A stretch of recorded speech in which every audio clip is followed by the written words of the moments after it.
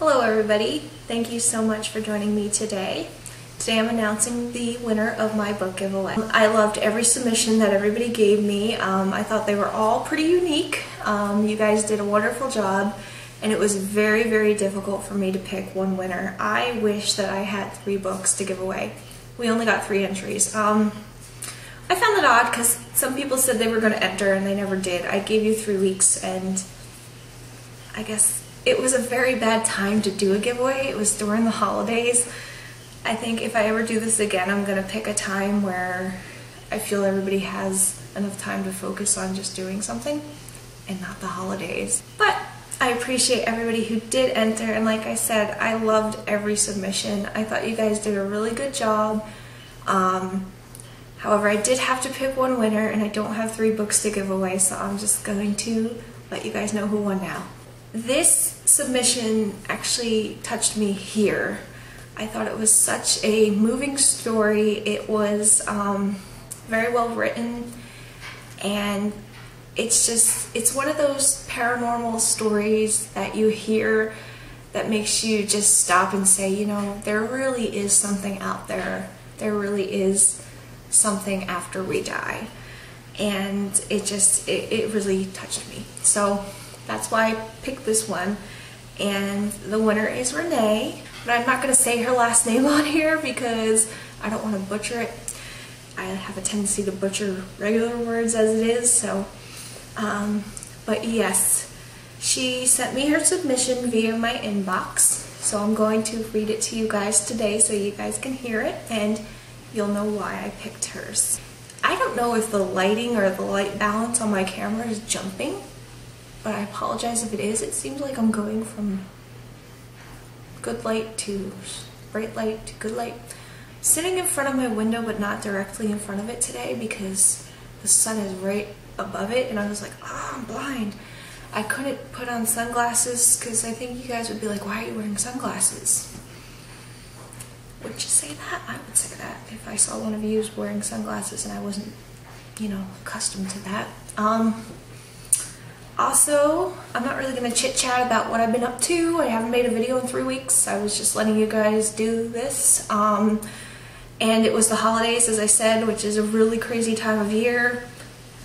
I like Christmas, but thank God it's over. That's all I can say. It's been a hell of a last few months for me. Time to relax a little bit, maybe. New Year's was okay. Okay. Really wasn't. Kind of sucked. And my birthday just passed, and thank you all who said happy birthday to me. That's a hug. And yes, let's read Renee's story. Again, thank you for submitting this story, Renee, and I can't wait for you to get your book so you can read my story like you said in your message when I told you that you were the winner. Daddy's Music Box. Spiritual people believe in the immortality of the human soul. They believe that when one's body dies, the soul lives on. Some believe that the soul goes to heaven to reside in the presence of God the Father. There are those that believe that some souls are earthbound. Still others believe that, although we cannot see them, our departed loved ones come back to visit us. Occasionally, we may speak with a person who believes that they had actual contact with the spirit of a deceased person, or maybe we are the person who made that contact. There are many who scoff at this idea. However, during Hurricane Lily in late September of 2002, I had such an experience. My father passed away in June of 1988 after a prolonged illness. I was just shy of my 24th birthday.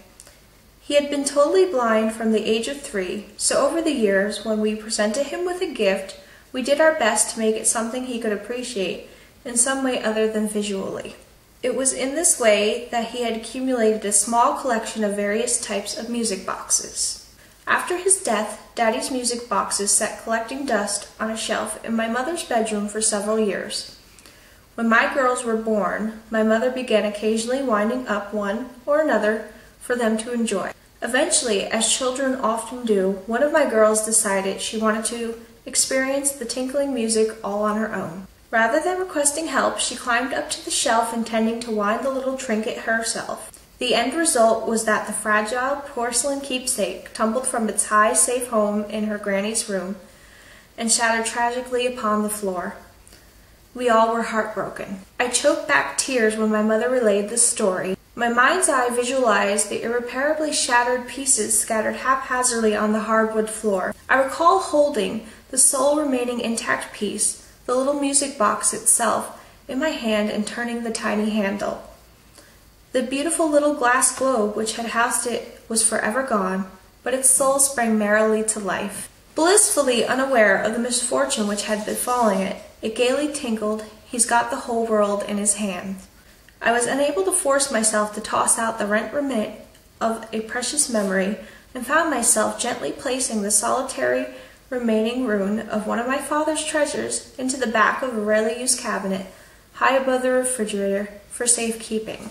I imagined that one day I would find something lovely in which to install it, and again would be able to enjoy the fond memories of its joyous little tune that it once elicited. Eventually life took precedence, as it was bound to do, and I almost forgot the little music box had ever existed. A few years passed, and my child got taller. Then in 2002, shortly after summer's dog days turned to autumn, Hurricane Lily emerged from the warm waters of the Atlantic with a vengeance. She was approaching the Louisiana coastline as a Category 4, only one click away from the strongest winds possible, and she had a bead on our little hometown. The resources for an expensive evacuation were not available to us, so we were forced to ride out Lily's wrath in our modest little 2-bedroom wood frame home. I was terrified. Late into the evening, after everyone had fallen asleep, I was struck by one of the most severe asthma attacks I had ever experienced. I am still unable to ascertain whether it was brought on by the stressor of events or by the drop of barometric pressure. Nevertheless, it only served to magnify my already mounting terror. Suddenly I was enveloped by a warm and comforting presence. I knew intuitively that my daddy was with me, and I spoke aloud saying, "Daddy, I'm scared." For an instant, the long-forgotten music box began to tinkle, its familiar little tune from the dark recesses of its lonely hiding place. He's got the whole world in his hands. He's got the whole world in his hands. He's got the whole world in his hands. He's got the whole wide world in his hands. It played the verse from beginning to end, and then it stopped, just as suddenly as it begun. Never before had it played on its own, and never since. After the shock wore off, my asthma attack slowly eased up, and I was able to drift off to sleep secure in the knowledge that all would be well. Hurricane Lily came ashore as a Category 2 storm. As it turned out, she was very nearly insignificant. The only damage our family suffered was to the vegetation surrounding our home. The following morning, after Lily had breathed her last, I did my best to coax the slightest tinkle out of the little music box by pounding on the side of the cabinet with every ounce of strength I could muster, to no avail. Through this experience I have concluded that if God, through my Father's Spirit, can use a broken music box as his instrument, then I believe that it's true that our loved ones can never truly leave us. And he does indeed have the whole world in his hands. I hope you guys enjoyed that story as much as I did. I actually have like little hairs standing up on my arms because it's just such an inspiring and beautiful story. I can't imagine the pain of losing a parent because I've never lost my parents yet. I haven't lost my parents yet, but I can't even imagine.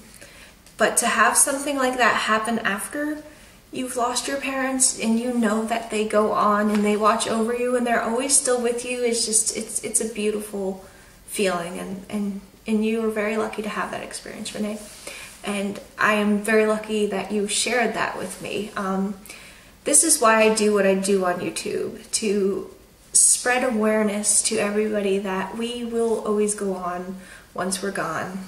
And I hope everybody who watches these videos, if you're still a skeptic, that's okay, but hopefully I've helped some people widen their horizons on the whole life after death views that they have.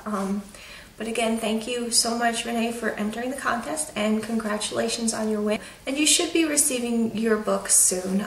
We're going to send it out to you very soon, and I'll let you know as soon as we do send it out. Thanks again, everybody who entered, and I'm going to try to do something like this again soon. Hopefully not during the holiday season, like I said before, where everybody's busy and rushing around. And I hope everybody has a very good 2013 and Happy New Year to everybody. And thank you guys so much for being a part of my life. Bye, guys. The hell is that? Hi. There's like a shadow out there. It's like, I'm gonna get ya. It's like dancing. It's like giving me rhythm to dance to. You know.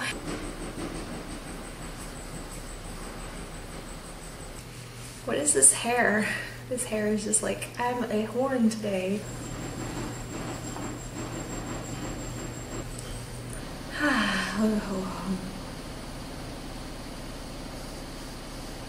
I hate my washer.